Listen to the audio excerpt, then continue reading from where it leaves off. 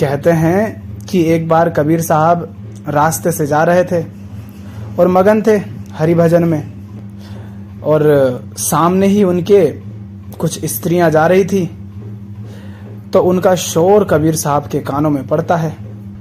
इन स्त्रियों में एक नई नवेली जवान स्त्री थी।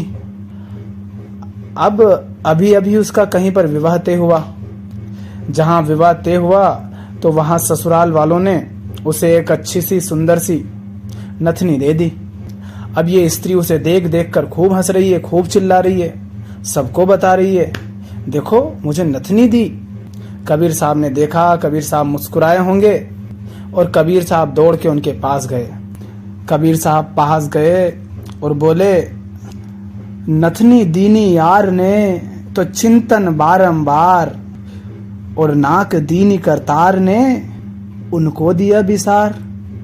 कबीर साहब कह रहे हैं कि नथनी तो तुम्हारे यार ने दी है, उसका तुम इतना चिंतन कर रहे हो, इतना उसको याद कर रहे हो, इतना उन्हें गा रहे हो, सर पर चढ़कर बैठे हैं वो तुम्हारे हर शब्द में उन्हीं का यार है, उन्हीं का नाम है, उन्हीं का इजहार है। अरे इस नथनी को जिस नाक में पहनते हो, जिसने ये नाक दी है, उसको कब का भुला दिया तुमने? उसे याद नहीं करते? नथनी देने वाले को तुम इतना याद करते हो, और जिसने ये पूरा शरीर दिया है, पूरी नाक दी है, उसको तुम याद नहीं करते? ये इंसान की नासमझी है जिस पर कबीर साहब व्यंग कर रहे हैं और हकीकत तुम्हें बता रहे हैं। किसान कहता है कि मैंने बड़ी मेहनत करी, दिन रात मेहनत की, कितना कुछ किया मैंने और अनाज उगाया।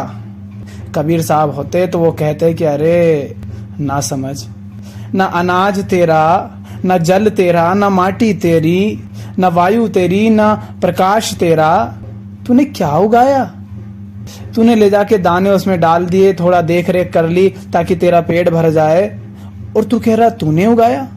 अरे रात को तू बैठता था वहां पर, क्या तूने उनको पकड़ पकड़ के लोचा तो वो बड़े हो गए? पर ये हमारी सीमित बुद्धि, हमारी नासमझी, हमारी नालायकी, जो कुछ भी देने वाले ने बिना किसी एहसान के दिया है, मुफ्त में दिया है, उसकी ये मानव कोई कद्र नहीं करता।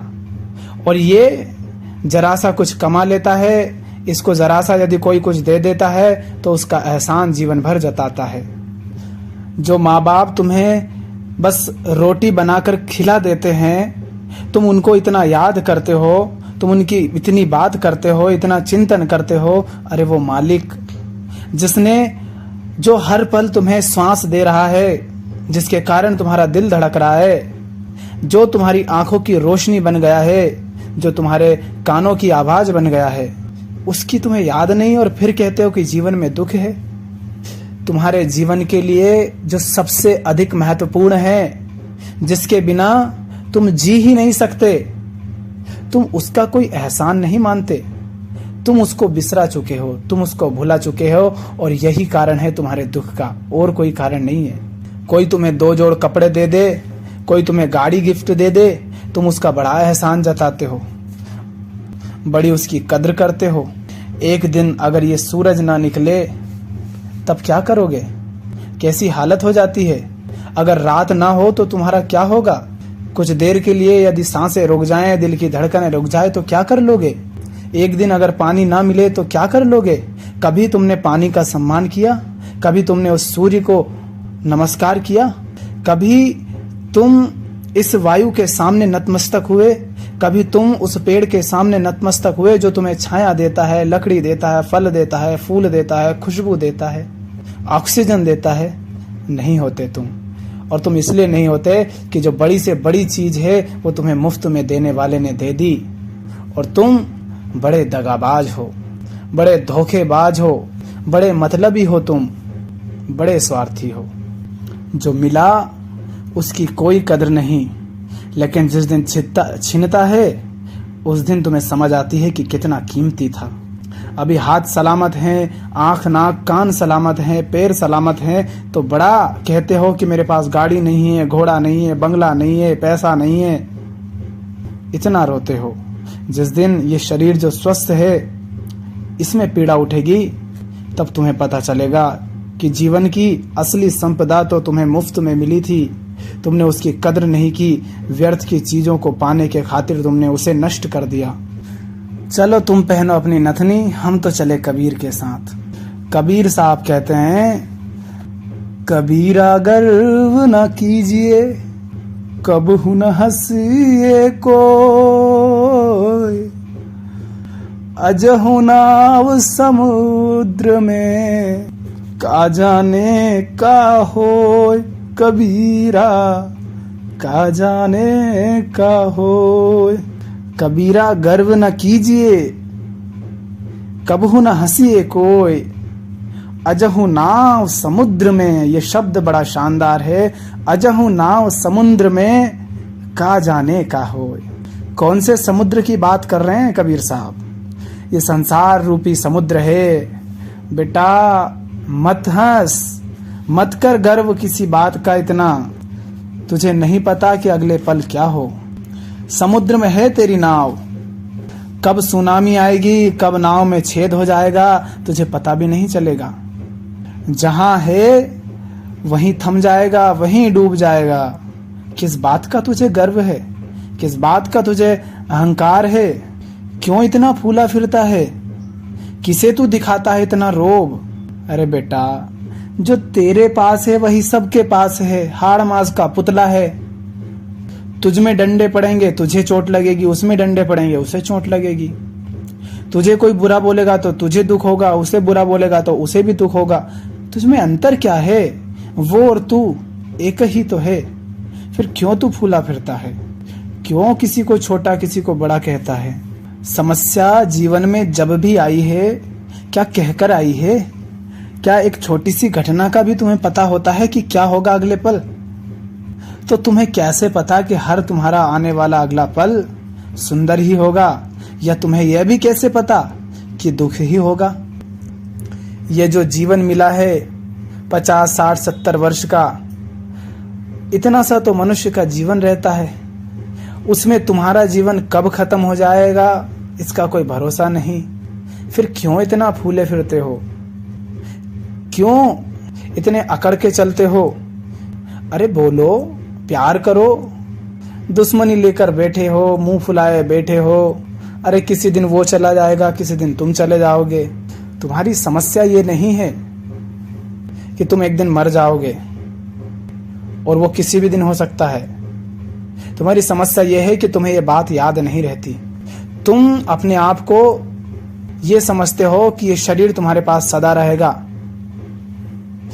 जिन लोगों को तुम बुरा कहते हो, जिन लोगों से लड़कर बैठे हो, जिन लोगों से रूठे बैठे हो, या जिन लोगों के सामने तुम बड़े होशियार, समझदार और महान बनते हो, तुम्हें लगता है कि वो सदा छोटे रहेंगे, और तुम्हें लगता है कि तुम सदा ऊपर ही बैठे रहोगे। राजा कब रंक हो जाता है और रंक कब राजा हो जाता है इसका पता नहीं चलता। खुशी कब गम में बदल जाएगी इसकी खबर आने से पहले तुम्हारी जिंदगी बदल जाएगी, और तुम कहते हो कि हम तो शहंशाह हैं। मिट्टी में मिल गए तुम्हारे सारे शहंशाह। कितने ही आए, कितने ही गए, किसका पता तुम्हें कहाँ है उनकी हड्डियां, कहाँ है उनका वो रुतबा। बड़े बड़े सिंहासन पर बैठे थे, बड़े बड़े महल बनाए, दीवारें खड़ी की, सीमाएं खींची, कहाँ है वो सब आज? बड़ा अहम अभिमान था, बड़े वो लोगों को गुलाम बनाते थे, कहाँ है वो? कुछ पता हो तो भेजो हमारे पास भी उनका एड्रेस। यूं ही अहंकारी बने फिरते हो। जो झूठा है वो भी कहता है कि मैं सच कह रहा हूँ, सच कह रहा हूँ, सच कह रहा हूँ। देखो नेताओं को, झूठे बोलते हैं और झूठे काम करते हैं, और फिर भी कहते हैं वोट लेने के लिए हम सच्चे हैं, हम सच्चे हैं। अरे भाई तू देख ना, तू सच का नाम लेकर के कहाँ पहुंच गया। तू सच्चा हो जाएगा तो सोच कहाँ जाएगा। पर इंसान है मूढ़, मंद बुद्धि, उसे समझ ही नहीं आता। लोग राम का नाम लेने से तर जाते हैं, तो तुम राम जैसे क्यों नहीं हो जाते? अगर नाम से तर गए तो राम हो गए तो क्या होगा? तुम तारणहार हो जाओगे। पर इंसान की सीमित बुद्धि, समझ ही नहीं आता उसे। चलो ठीक है। मनवा तो पंछी भया, उड़ी के चला आकाश, ऊपर ही तेरे गिर पड़ा या माया के पास रे भैया, या माया के पास। क्या कह रहे हैं कबीर साहब? कबीर साहब कह रहे हैं, मनवा तो पंछी भया उड़ी के चला आकाश। ये जो मन है ना तुम्हारा, ये पंछी के जैसा है। पंछी कैसा होता है? उसका कोई ठिकाना नहीं, दिन भर यहाँ से वहां, कभी इस डाल बैठेगा, कभी उस डाल बैठेगा, कभी इस पेड़ पे बैठेगा, कभी उस पेड़ पे बैठेगा, कभी यहाँ चोंच घुसेड़ेगा, कभी वहां चोंच घुसेड़ेगा। कबीर कह रहे तो मनवा तो पंछी भया, ये मन तो पंछी के जैसा है, फुदक फुदक करता रहता है, एक जगह कभी ठहरता नहीं, कभी बैठता नहीं शांति से। पंछी के जैसी इसकी प्रवृत्ति है, इसको समझ ही नहीं आती है। मनवा तो पंछी भया उड़ी के चला आकाश, उड़ के आकाश में चलता है, माने जैसे पंछी उड़ के चलता है ना अपने ठिकाने से कहीं दूर आकाश में, ये मन भी वैसा ही है। कल्पनाओं के आकाश में गोते लगाता है, ये कल्पनाएं करता है, ये छवियां रचता है, कभी इस चीज की कल्पना, कभी उस चीज की कल्पना, हकीकत का उसको कुछ पता नहीं। अरे अपनी जिंदगी देखो भाई, तुम्हारी जिंदगी में क्या चल रहा है? जिंदगी बर्बाद है, अशांत हो, परेशान हो, दिक्कतें हैं, उन पर ध्यान नहीं और कल्पना में खोए हुए हो। पर मन का तो यही स्वभाव है, इधर उधर उचकेगा, कूदेगा और कोरी कल्पनाएं करेगा। और कल्पनाएं क्या होती है? कल्पनाएं सत्य नहीं होती। कल्पनाएं तो कल्पनाएं हैं, भ्रम मात्र हैं, जिनका कोई लाभ नहीं। मनवा तो पंछी भया उड़ी के चला आकाश, ऊपर ही ते गिर पड़ा या माया के पास। ऊपर से ही गिर जाएगा। कहाँ गिर जाएगा? माया के पास। माया के पास माने पाश, पाश बंधन, मृत्यु पाश रहता ना, वैसा ही बंधन। तो क्या कह रहे हैं कबीर साहब का तात्पर्य क्या है कि ये जो मन है ना, ये जो कोरी कल्पनाएं करता है, इसकी कल्पनाएं इसको माया के बंधन में ही बांध देती हैं। ये मन चाहे कितनी ही कल्पनाएं कर लें, कितना ही उड़ ले, ये जाकर के माया के पाश में ही बंधता है। ऊपर से ऐसा धड़ाम से गिरता है माया के जाल में। यही होता है ना, मन कहता है कभी कि चलो इधर चलते हैं, चलो इस नौकरी में घुसते हैं। नौकरी में घुसते हो, बड़े शौक से जाते हो, बड़े खुश होकर के जाते हो, बड़ी तैयारियां करते हो ना। कितनी तैयारी करते हैं लोग नौकरी के लिए, खूब दिन रात लगे हैं, दिल लगा के लगे हैं, 10-10 सालों से लगे हैं, कितनी मेहनत कर रहे हैं। और जाकर के फिर नौकरी में घुसता है मन और पाता है कि वहां बॉस इनके ऊपर चढ़ के बैठा है। इनको लगा था बेचारों को कि नौकरी करेंगे, नौकरी, राजा बन जाएंगे, हम मालिक हो जाएंगे। वहां गए तो कोई और सर पर चढ़ बैठा। फिर मन ने कहा चलो भाई शादी कर लेते हैं। ये दौड़े दौड़े गए, शादी कर ली।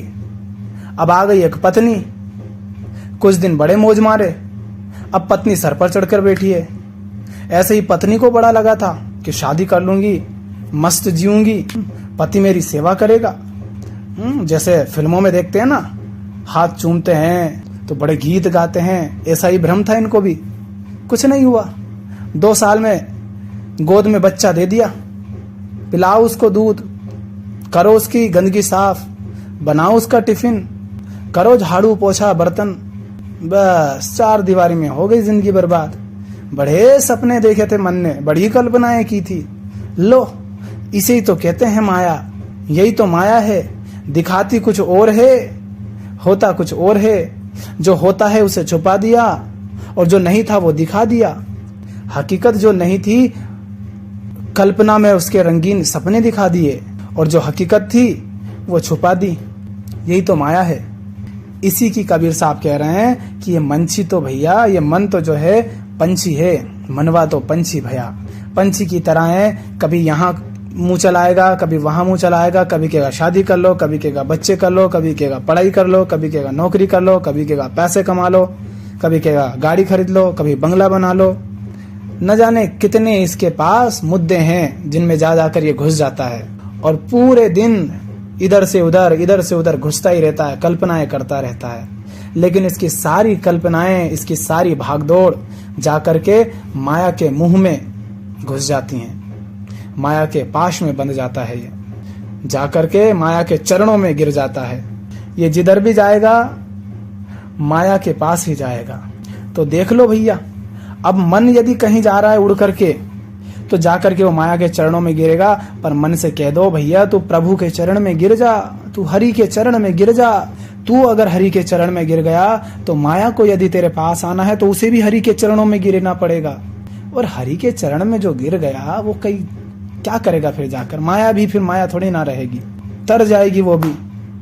तो ये जो मन इतनी कल्पनाओं में उड़ता है, इससे बोल बंदे कि तू इतना मत उड़, क्योंकि तू जब भी उड़ता है धड़ाम से गिरता है माया के पाश में।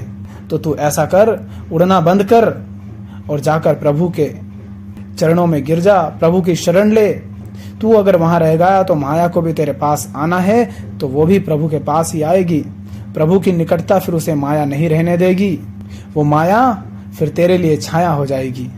क्या है माया? ये संसार, ये प्रकृति, संसार के सारे क्रियाकलाप, यही तो माया है, यही तो बंधन है। ये बंधन तब तक बंधन है जब तक तुम प्रभु से दूर हो, जब तक तुम्हारा मन प्रभु के विपरीत भाग रहा है, उस मालिक के खिलाफ भाग रहा है। जब मालिक के निकटता होगी, जब मन शांत होगा, तो इस संसार तुम्हारे लिए बंधन नहीं रहेगा। फिर ये संसार तुम्हारे लिए शीतल छाया देने वाला वृक्ष हो जाएगा, प्यास बुझाने वाला जल हो जाएगा, रोशनी दिखाने वाला प्रकाश हो जाएगा, नदी पार करने वाला पुल हो जाएगा। लेकिन तुम्हें उसके निकट आना होगा पहले, जो संसार का मालिक है। वहां जाकर तुम्हारा मन विश्राम में आ जाए, वहां जाकर तुम्हारा मन शांत हो जाए, उसके बाद माया का पर्दा हट जाएगा। फिर तुम किसी पाश में नहीं बंधोगे, फिर तुम मुक्त हो जाओगे। चलो भैया, ठीक है आज के लिए इतना। जय राम जी की।